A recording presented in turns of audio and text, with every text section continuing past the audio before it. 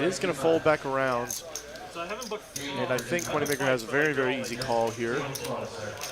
Going heads up to the flop. King Queen somehow in the lead. Oh my God! Dude, oh my Look at this flop, dude. What is that? Moneymaker just flopping a boat. Addy trip, dude. Sorry, Addy. Unless you hit a queen, man, this money just goes in here. I think we're gonna have an $18,000. Oh my pot. God! If it doesn't go in, I'm gonna be like, "What are you guys doing? What are you people doing?" Oh man, I think Moneymaker should probably just flat call here with a lot of intention of raising turns. Looks like he's. Though he might be going for the raise immediately, targeting hands exactly like what Addy is holding. Oh my God. Oh my God. Dude, what a It's just like the board. anticipation. It's like we know the money's going in, which is like, how's it going to happen? Who's going to do it? What are we going to see? Such a cooler configuration. Oh man, Moneymaker is loving seeing that call. And a queen! Queen And on a the turn, queen on bro. the turn. Dude, that sucks. Dude. This really sucks for Wow. Moneymaker. Addy cannot contain himself. Oh my God. Moneymaker probably just going to pot it here. He's literally imploding inside. That queen is, like, honestly though, that queen is a terrible card for Moneymaker. Right, because what is Addy calling with? Or, you know. Yeah, it's like now you have to hope Addy has exactly ace king or aces. Yep. If he has pocket queens, he just, oh dude, what a check. Can we talk about that check for a minute? That check is ridiculous. Many people would say, what are you doing? I freaking love that You're check. only getting. Oh my You bet God. and get raised, you puke. Oh my God, what a check. You allow the ace kings and, I don't know, king jacks to bet, I guess. Yeah, I think so. Oh, Man. This man's a pro, Moneymaker. Addy with it just like, what do I even do now? Like, what am I supposed to do? I think you gotta pot this for sure, like 3,000, and there, oh, just 2,000. Once Moneymaker does check here, he's representing a somewhat weaker range. So Addy may be sizing down to target hands like maybe pocket jacks, ace, jack maybe. Woo-wee, that is a big-time Texas cooler. That's what that is right there. Yeah. Seems like Moneymaker sniffs something on the turn, which we will get to. We will get to that. But let's go start pre-flop where, I don't know if you noticed the positions, but Addy is 3-betting +1 with king, queen off. This guy's got some loosey-goosey game, doesn't he? He's like, yeehaw! Yeah, he's in Texas, so you got to go for it. Why would you do that, though, against I can tell you that the little bit I know about this player, Moneymaker, is that he's a thoughtful player who I'm almost certain is opening very reasonable ranges at worst here under the gun. The turn is enough to inform you of that, it seems. Exactly. So, like, this is not the hand and not the player and not the position to be doing this 3-bet in at all. And that's how you get rewarded, though. You get the queen on the turn. Right. That's right. The flop is all relatively simple, right? Yeah. I mean, Moneymaker check raising on the small bet. This is a perfect value check raising hand on this board. Absolutely perfect. 10's full on the king, 10. Yep. We all know why. It's wonderful. And Addy, of course, can't fold this hand on the flop. Absolutely. I just feel bad for the people who are like, I don't know why, but, you know. Yeah, well, I just worry for those people. Well, Google it. Nice. Nice. You can't Google that. That's too bad. Too bad for you. We get to the turn where things get really interesting. Okay. And Moneymaker checking. It feels like you could really go either way. I think why he's checking is likely because any card over the 10 are the bad cards for him. A king is a clear give up. Like, you might actually just check fold on a king. Yeah. But all the other cards over a 10 are bad for different reasons. Sometimes it can be great, like if Addy made a straight if he was floating with a gut shot or something. Right. That can be great. But that's a rarity, right? He's often going to just fold ace-jack when the check raise comes in. He's going to fold a lot of ace-jacks. But he's not going to fold queen, probably. He's certainly not king, queen. Right. That's not great. We also assume as Moneymaker, if we check, ace-king is probably going to bet. Yeah. Right? Like, I would assume ace-king is betting. That's good. Yep. So we can get value from that way. And we're not deep enough that, like, it's that big a problem to even check call here. No, it's not. We can check call, and a shove is coming on the river a lot. And let's talk about the call versus check shoving. Okay. Because one thing you do give up if you check shove is if Addy has any extra wiggle here, even though it feels like hard to do after the check raise on the flop, but if Addy's the type of guy who can show up with some bluffs, we don't want to burn that opportunity.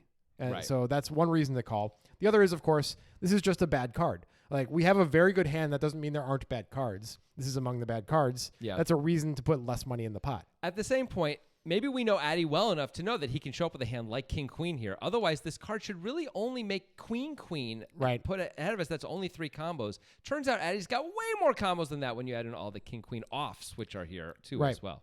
Right. So, I mean, maybe we give up money against Ace King sometimes, but there aren't that many scare cards for Ace King on the river. Now, there are cards that can put Ace King ahead of us. That's a problem, but it's not like we're expecting to fold out Ace King against the general poker playing population if we check shove anyway. So equity denial against Ace King should not be our goal. Absolutely. No, we want to get value out of Ace King. We don't want to deny equity anyway, right? So for all of these reasons, I think I like the call, and I think we can kind of decide what we want to do on the river. We can even lead sometimes if we want to. Yeah.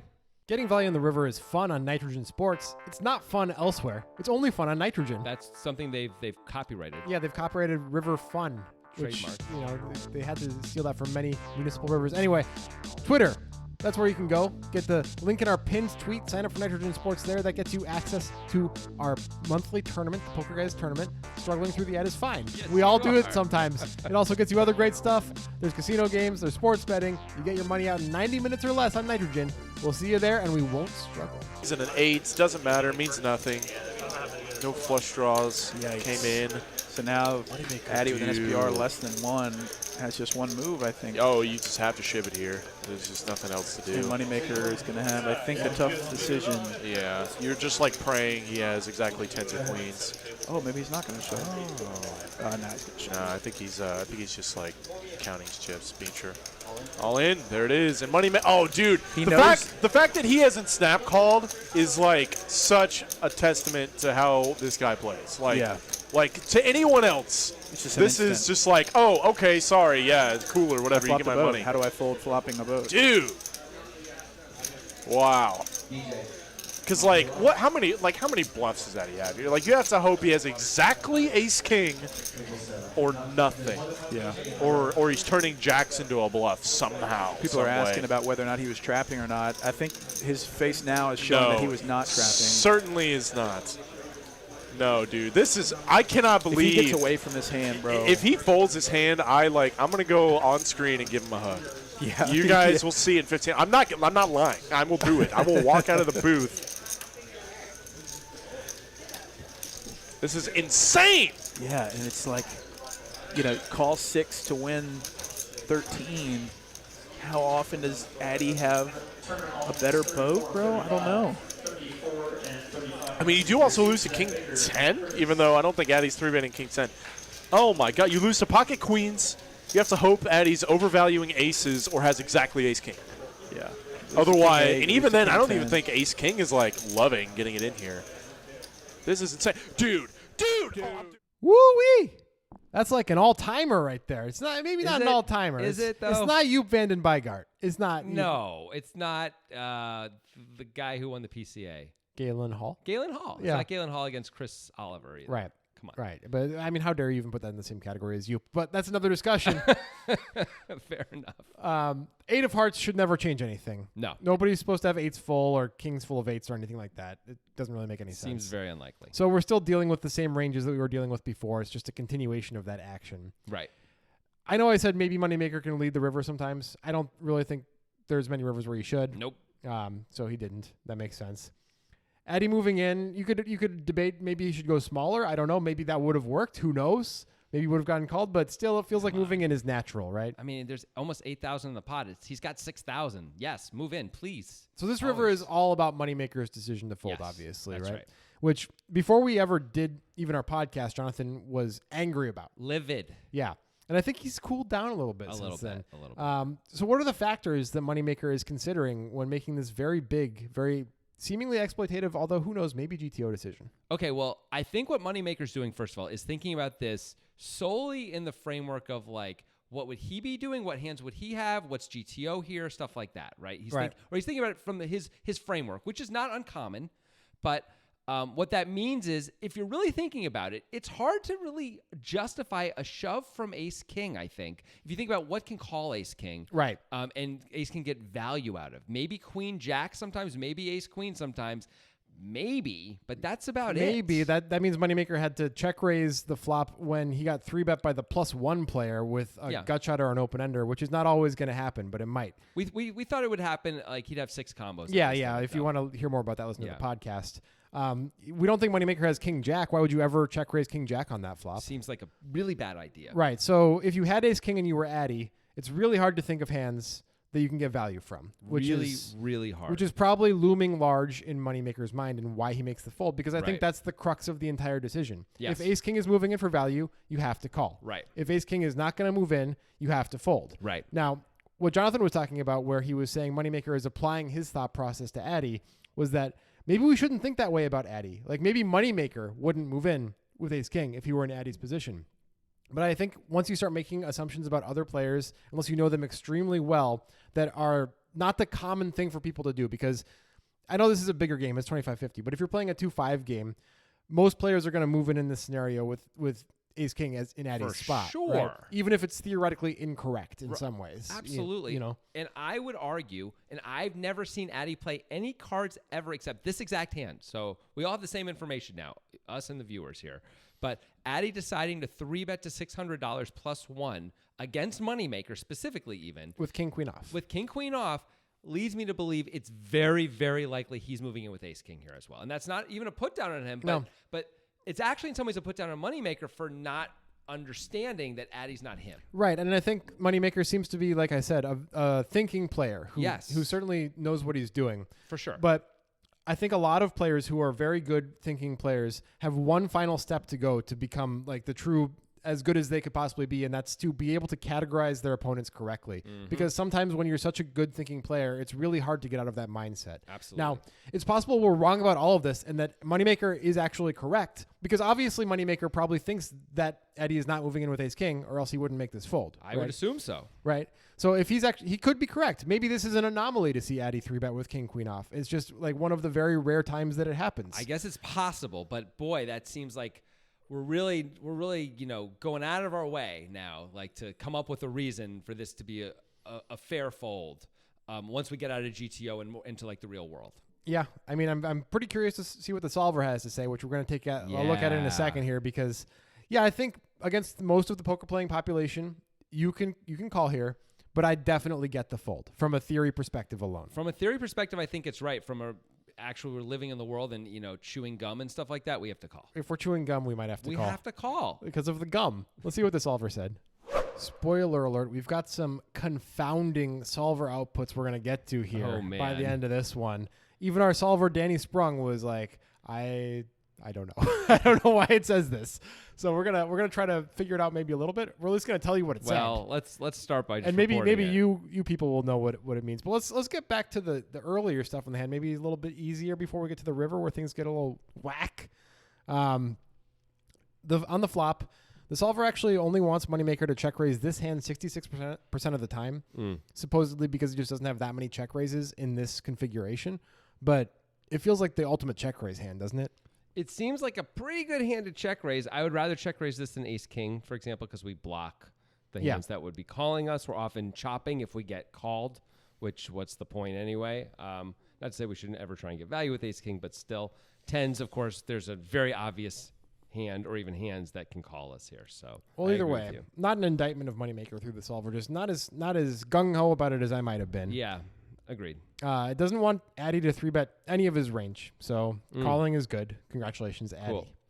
On the turn, the solver is not super happy with young Moneymaker right now. It wants him to keep firing 88% of the time. Yeah, so, I mean, I get that. They're almost the stack to pot situation is 2-1 at this point already. Like, you're pretty much getting it in either way. Like you would assume. Actually, it turns out not. Turns out you're going to save 6K because you're a genius. Yeah, but if you're the solver, you're like, yeah. Like, let's not overthink. This. I don't need 6K. I'm a solver. I have no use for currency. What is this money? Yeah. I am just radio waves in the ether. That's me. Radio waves. Yeah, it's an old school solver. Anyway.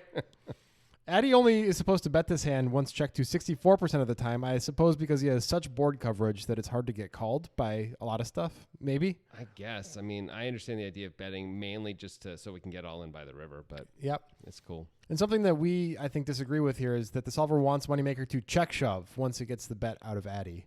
Yeah, that seems a little odd when we decide to check ourselves to then check shove here, right? Yeah, I mean, Danny was speculating that maybe it's to deny equity to a lot of the 4-out hands out there. I don't know. I don't feel like that's necessarily the case. Great reason. Yeah, like I don't know what, like, okay, aces, any king, any queen, jacks all have a little bit of equity. Okay. Yeah. Like, fine. Like, the stack to pot is not problematic at this point. It's less than 1-to-1. Like, we've got a very strong hand. We don't have to worry about any of that. All right, let's get to the strange stuff. Okay. All right, Yeah, because much stranger. we were certainly thinking like, okay, we're actually okay with this fold after talking about it. You know, it could go. You don't have to kill him for it. But we expect the solver is going to be like, oh, you have to call all the time. Of course. Well, here's the weird thing, and this is the real confounding thing. Moneymaker is supposed to snap call with 10-10s with no club and snap fold 10-10s with a club. But And by why? snap in solver terms, what that means is calling without the club is worth $1,134, and calling with it is an $1,100 error. So it's a $2,200 difference in the solver's mind to have or not have the 10 of clubs. Yeah. And if you relook at the board here and you think, what does that mean? Well, poker guys maybe will be able to tell me they're the poker guys. I mean, maybe there's a backdoor thing going on where. I mean, yeah, like ace 10 of clubs, like we don't block it if we don't have a club. So that's a hand that could have check called. That's all I got. Here's a few snippets of what Danny said. He said, Yeah. perhaps it's too early in the morning for me to figure out why Pio cares so much about the 10 of clubs. He's just confused. It feels like Pio went out last night, had a little too much motor oil. You know what I mean? Yeah, Like, too much motor oil in the Pio machine. I don't know if I buy. I feel like Pio needs a nice 2-week vacation. Well, either way, what it ends up manifesting as is Pio loving the fold. So, Wow. Congratulations to Moneymaker. that is pretty interesting. I don't believe Moneymaker would have changed his decision based on having the 10 of clubs or I not. do I feel not pretty strongly. either. So I don't think that's in play. I still, while I understand the fold now, unlike before we ever started talking about this, I think, put the chips in, man. A lot of controversy this time out. TMZ getting involved. It's pretty nuts. If you should Google that if you know what I'm talking about. Just Google TMZ Moneymaker Poker Guys. You'll see it. Anyway, what do you guys think about this hand? We're sort of on board with the solver sometimes, and then very much not at all. We're sometimes on board with Moneymaker. It's all very confusing. What do you think about the way this was played? Would you have done things differently? Do you think you understand why Moneymaker ultimately makes this fold in ways that maybe we have not yet grokked? Do you think you understand why the solver would sometimes... Did you say grok? Grokked, yeah. G-R-O-K, Grokked. It's from Stranger in a Strange Land by Robert Heinlein, a classic sci-fi novel from the 60s. It means to understand. You Okay. understand? You don't know this? I guess Our I didn't, audience gets it. I didn't grok it until now. Yeah, our audience is completely on board with it. Don't worry about it. It's weird, though. Where are you? What kind of things are you doing with your life? I'm on Anyway. Discord, actually. Oh, yeah. I'm on Discord with the other people who are cool, and there's a link in the description to our Discord. You should check it out. So we'll see you there. Okay.